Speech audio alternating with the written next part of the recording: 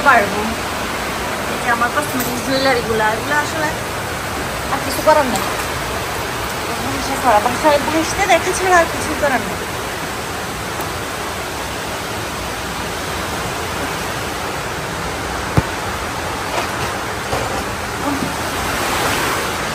আলমারি খুলতে পারবি নি সাই চল না দিয়ে আসলে তুই কেমন মন কই মন জ্বালাইতাম ওই মো মিনালি বিতে গায়ে লেগে বিতে আসিল মুম বলল মুম গায়ে লই ল উঠে ম্যাচ লাইট তো কোনাই কইতে পারি না। 2024 21শে আগস্ট রাতে আপ্পানের কথা, আম্মু বন্যা হচ্ছে, একটু পরে তো আমরা মারা যাব, চিড়াগুলো শেষবারের মতো খেয়ে নি।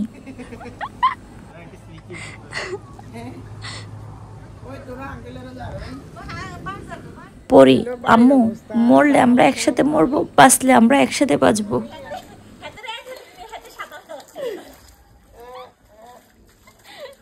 একটা বাচ্চাকে উদ্ধার করা হলো।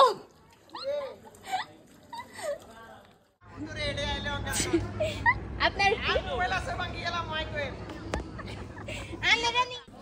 উর্মি আপু আমি তোকে রেখে যাব না, তোকে একা রেখে আমি যাব না। আমার ভাই ফরাদ আমার চাচা ভাইকে বলেছিল যদি বেঁচে ফিরি আপুকে নিয়ে ফিরবো, আর না হয় দেখা হবে না কোনোদিন।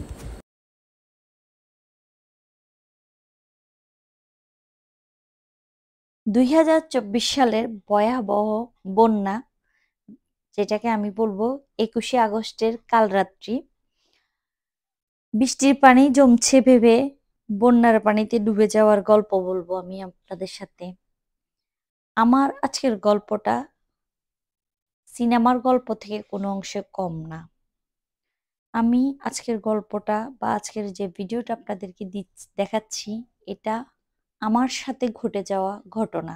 একটা বন্যার সময় মানুষের জীবনে কি কি আসতে পারে আমি তাই আপনাদের সাথে শেয়ার করছি। যখন বৃষ্টি হচ্ছিল, পানি জমছিল, আমি এটাকে স্বাভাবিক ভেবেছি, হয়তো পানি জমেছে। আমাদের ফেনীর মানে মেন সড়কগুলাতেই পানি ছিল, জমেছিল আগে থেকে। তো ওই হিসেবে হয়তো আমরা ভেবেছি এখানেও পানি জমেছে, পরে নেমে যাবে, স্বাভাবিকভাবে নিয়েছিলাম। স্বাভাবিক প্রস্তুতিগুলো নিচ্ছি, কারেন্ট থাকবে না ওই হিসেবে মোবাইল চার্জ দিচ্ছিলাম, আইপিএস এর চার্জ সেভ করার চেষ্টা করছিলাম, মোমবাতি রেখেছিলাম, ঘরে শুকনো খাবার রেখেছিলাম, এই স্বাভাবিক যে বিষয়গুলা সচেতনতামূলক ওইগুলাই করছিলাম। তখনও পর্যন্ত রাস্তায় পানি উঠে নাই। এটা হচ্ছে বিরিঞ্চি 5 নং ওয়ার্ডের কথা বলতেছি আমি, মির্জাবাড়ি থেকে। একটা পর্যায়ে যখন আমরা বুঝতে পারলাম যে পানি বেড়ে যাচ্ছে, তখন আমি প্রথমে সিদ্ধান্ত নিয়েছি পরাদের বিষয়ে। আমার ভাই ও আমার সাথে ছিল তখন, ওকে বললাম যে তুই চলে যা, নোয়াখালী চলে যা, তোর মোটরসাইকেলটা ভিজে গেলে সমস্যা, রাস্তাঘাট বেশি পানি উঠে গেলে তুই যেতে পারবি না, আপ্পানকে নিয়ে তুই চলে যা। ও বললো যে আপা আপ্পানকে নিয়ে কিভাবে যাব, রাস্তাতে প্রচুর পানি, ও আমি একা যাব, আপ্পানকে নিয়ে গেলে আপ্পানের যদি পড়ে টরে যায় ভয় লাগে, আপ্পানের লাইফ রিস্ক। আমার ভাইটাও নিজের লাইফ রিস্ক নিয়েই ফেনী থেকে তখন চলে গেছে। ও চলে যাওয়ার পরে আপ্পানকে আমি বাবুর সাথে একটা সেফ জায়গায় পাঠিয়েছি, মানে আমাদের প্রতিবেশীদের বাড়ি, যে 3 তলা বাড়িতে আমরা একবারই সবাই ছিলাম, পরে আরো বিভিন্ন বাড়ি থেকে মানুষ এসে থেকেছে ওই বাড়িতে। তো আপ্পানকে একটা পর্যায়ে নেওয়ার সময় আমার দরজা পর্যন্ত যে উঁচা জায়গাটা, ওই উঁচা জায়গাটা পর্যন্ত হাঁটায় নেওয়া গেছে, এরপরে কিন্তু কোলে করে নেওয়া লাগছে। আমার বারান্দায়ও যখন পানি উঠে গেছে তখনও আমি কিন্তু ঘর থেকে বের হওয়ার সিদ্ধান্ত নিই নাই, কারণ আমি আপ্পানকে তো পাঠাই দিয়েছি, আপ্পানকে নিয়ে আমার ভয় নেই। পরি আমি উর্মি ছিলাম, মানে আমার ছোট বোন। তো যখন দরজার সামনে সাপ চলে আসছে তখন একটু ভয় পেয়েছি, পোকামাকড় আসতেছিল তখন ভয় পেয়েছি। ফরাদ যখন বের হচ্ছিল তখনও কিন্তু পানি অনেক ওর কোমর সমান পানি হয়ে গেছে, মোটরসাইকেলে একদম কোমর সমান, ও খুব রিস্ক নিয়ে চলে গেছে। এরপরে একে একে আমার ননদ এসে আমাদের ঘরে ছিল, ও চলে গেছে। আমি উর্মিকে বলতেছি তুই চলে যা, পরীকে বলতেছে তুই চলে যা, মানে প্রতিবেশীদের বাসাটাতে। ওরা বলতেছে যে ওরা যাবে না। পরি আমাকে বলতেছে আম্মু দেখো আমি ওখানে চলে গেলে তুমি যখন একা ঘরে থাকবা তখন আমি ওখানে শান্তি থাকতে পারবো না, মরে গেলে আমরা একসাথে মরে যাব, যদি বেঁচে থাকি একসাথে বাঁচবো। আমার আপ্পান এই ঘটনাগুলোর আগে ঘরের মধ্যে চিড়া খাচ্ছিল আর বলতেছে আম্মু বন্যার পানি উঠতেছে, বন্যা হবে, আমরা কি একটু পরে মারা যাব, আমি শেষমেশ চিড়াগুলো খেয়ে নি। আমার আপ্পান এই কথাটা বলেছে। সারা রাত ওই বাড়িতে আমরা শূন্য হাতে গেছি, ওই বাড়িতে বসে শুধু দেখছিলাম জানলা দিয়ে, ঘুমাই নেই। এই মসজিদের দিকে তাকিয়েছিলাম যে কতটুকু পানি থাকে। সকালবেলা ওনাদের নিচতলায়ও পানি চলে আসছে, ওই বাসার রাস্তার পানি এতটুকু। সকালবেলা বের হয়ে গেছি কারণ ঘর থেকে তো কিছু জিনিস নিতেই হবে, আমরা তো এমনিতে শুধু আমরা বের হয়ে গেছি, জামা কাপড়ও নিয়ে যাইনি। তারপর উর্মি আর আমি ঘরে এসে কিছু জামা কাপড় নিয়ে গেছি, আমার জামাগুলো সব ভিজে গেছে। তখন তো আমাদের বাড়ি একদম ডুবে গেছে, এই যে একদম ডুবে গেছে বাড়ি। আমার ঘরটা একটু উঁচা হওয়াতে পানি তখন কম দেখা যাচ্ছিল, তবু ঘরে কোমর সমান পানি হয়ে গেছে। এটা আমার বেডরুমের অবস্থা। এটা দেখে না আমি বুঝে গেছি যে আমার ঘর থেকে আমি আর কিছুই সেভ করতে পারবো না। আমি শুধু পরিআপ্পানের যে পাসপোর্টটা, আমাদের যে পাসপোর্ট ছিল ওগুলা নিয়ে বের হতে পেরেছি। তখন মাথায় এটা ছিল যে পাসপোর্ট গুলা সেভ করি, আর ওই পাসপোর্ট গুলা ছিল উর্মির ব্যাগে, যার কারণে ওগুলো ভিজে নেই। আমার ব্যাগে যে জামা কাপড় গুলা নিয়েছি ওগুলো সব ভিজে গেছে, যার কারণে আমাকে দ্বিতীয়বার আবারও ঘরে আসতে হয়েছে। আমরা ঘরে আসার পরে খুব ভয় পাচ্ছিলাম, দুই বোনে ভয় পাচ্ছিলাম, কারণ হচ্ছে সাপের ভয়, পোকামাকড়ের ভয়। ঘরটা একদম ভয়ঙ্কর ছিল তখন, অন্ধকার। মোবাইলের আলো দিয়ে কোনোভাবে আমরা শুধু জামা কাপড়গুলো খুঁজে নেওয়ার চেষ্টা করেছি যেগুলো ড্রয়ারে সেফ ছিল বা ভিজে নাই ওই জামা কাপড়গুলা। উর্মি আসলে আমার এই বিপদের দিনে আমার আমার সঙ্গ ছাড়ে নাই, ওকে বারবার বলছি চলে যাওয়ার জন্য, ও যায় নাই, বলতেছে আমি তোকে ছেড়ে যাব না। বোন আসলে বোনই হয়। পরের দিন সকালে সজীবকে পাঠানো হয়েছে যে আব্বাকে যেন ও খাড়ে করে শহরের দিকে নিয়ে যায়, কিন্তু সজীব নিজেই তো ডুবে মরে যেতে লাগছিল, ওকে আমি বাঁচাইতে হয়েছে। সেই জায়গায় ও আপ্পানকে নিয়ে কিভাবে বের হবে? তো আমি সুজীবকে নিয়ে যখন জামা কাপড় আনতে আবারও ঘরের ভিতরে যাচ্ছিলাম তখন সুজীব ডুবে গেছে, ওকে আমি অনেক কষ্ট করে মানে উদ্ধার করেছি। ও আমার থেকে একটু শর্ট, যার কারণে ও ডুবে গেছে, আর ও সাঁতার পারে না, আমি তো সাঁতার পারি। তো আমি আর রিপাত, মানে যাদের বাসায় আমরা ছিলাম, রিপাত আর দেখেন সজীবকে একটা কলার ভেবড়াতে করে নিয়ে আসছি। এখানে কিছু চাল ছিল ঘরে, মাংস ছিল ফ্রিজে, এগুলো নিয়ে আসছি কারণ আমাদের ওই বাসা অনেক মানুষ ছিল, খাওয়ার সংকট দেখা দিয়েছে।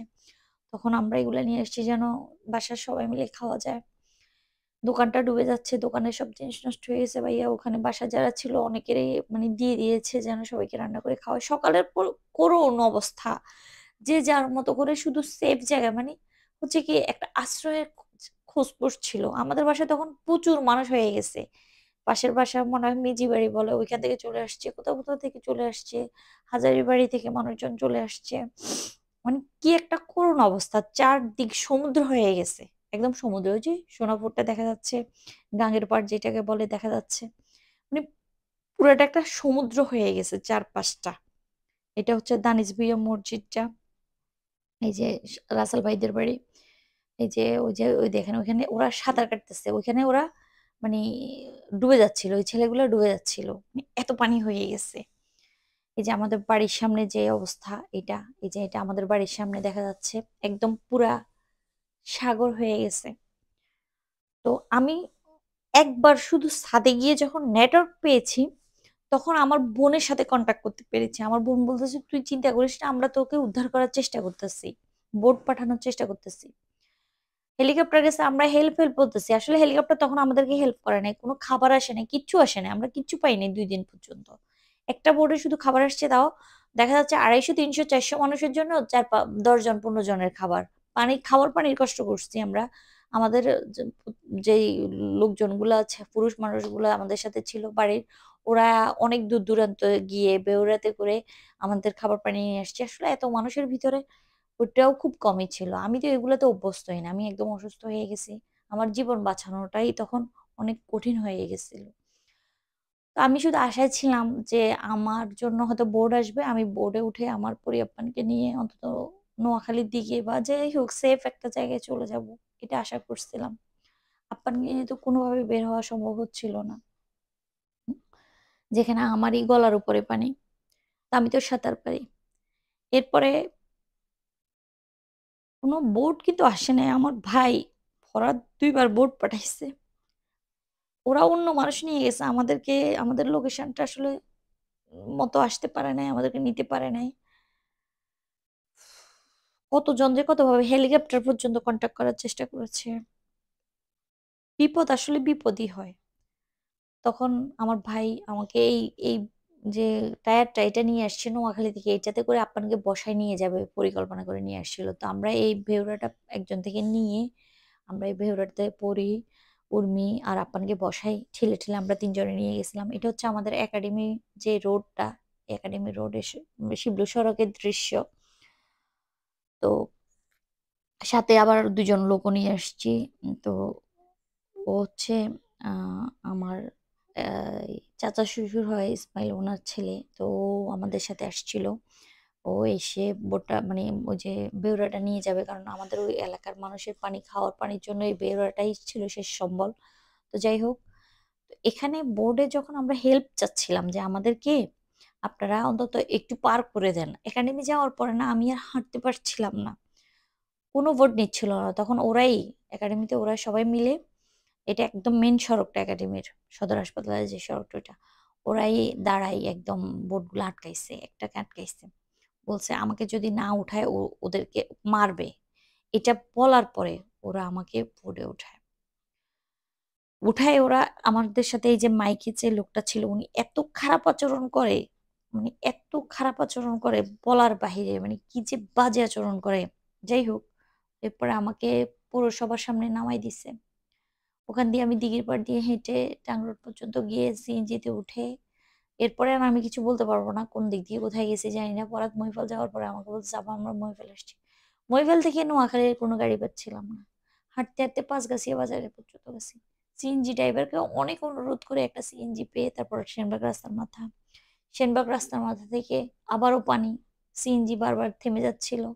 তারপরে আমাদের বাড়িটা হচ্ছে কানকিরাটের পাশে, তো ওখানে যাওয়া। আমি আমার জীবনের ভয়াবহ যে দুর্বিষহ দিনগুলো কেটেছে ওই ৩ দিন ওইটার গল্প করলাম। প্রাকৃতিক এই দুর্যোগে ২০২৪ সালের এই বন্যায় আমি যে যুদ্ধ করেছি আপ্পানের কথা মতো এটা মুক্তিযুদ্ধ থেকে কোনো অংশে কম না।